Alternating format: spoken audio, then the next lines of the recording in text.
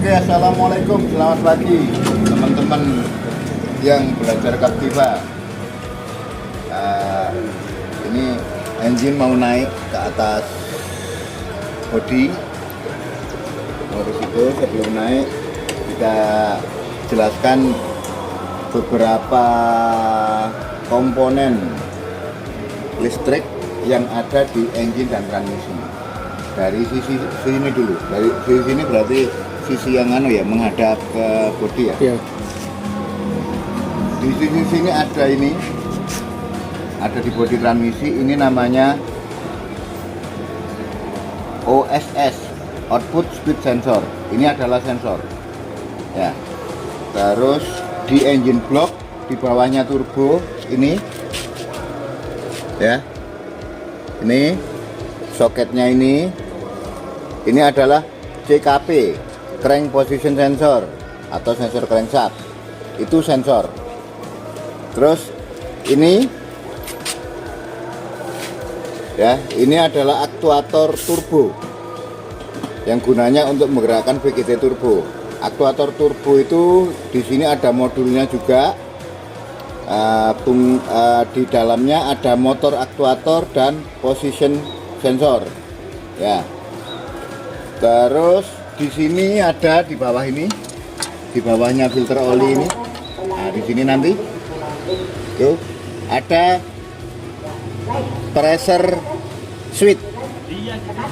Pressure switch untuk tekanan oli transmisi. Jadi ini bukan sensor, tapi pressure switch. Terus ini baru, pemasangan baru untuk pembacaan sensor oli mesin. Terus di sisi atas ini adalah solenoid vakum untuk EGR. Baru nanti ini ada injektor solenoid juga, ya kan? Terus bergeser ke sini.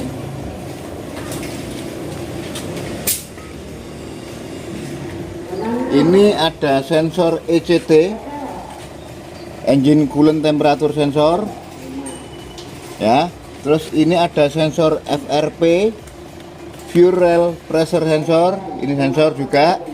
Yang ini adalah MAP sensor atau sensor MAP, manifold absolute pressure. Terus yang ini CMP, cam position sensor. Terus ini throttle body. Throttle body mirip dengan aktuator turbo, ada motor aktuator, terus ada modul untuk positioning, ada position sensor juga. Terus ini ada SCV, section control valve. Nah, ini adalah solenoid control valve. Terus ini alternator, ini magnetic clutch, ini motor starter. Terus apa lagi? Nah, ini PNP atau inhibitor atau PRND switch. Yang ini soket untuk kelistrikan valve body di dalam transmisi sini nanti. Ini adalah ISS. Ada lagi yang kelewat tadi, Pak Angga. Di dalam sini ada busi pemanas, glow plug. Ya. Di baliknya ini exhaust, baliknya shell exhaust itu ada busi pemanas. Soketnya nanti ini.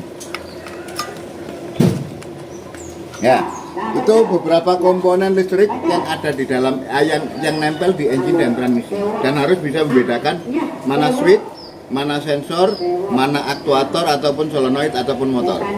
Ya, jadi biar lebih pas. Yang ini bukan sensor EGR tapi solenoid EGR, karena sensor dan solenoid itu fungsinya berbeda, cara kerjanya juga berbeda. Solenoid, motor, aktuator itu berbeda prinsip kerjanya dengan yang namanya sensor. Kalau sensor itu cuma pembacaan. Oke, untuk sementara cukup begitu komponen-komponen yang ada di peralatan yang ada di engine dan transmisi. Terima kasih. Lanjut lagi.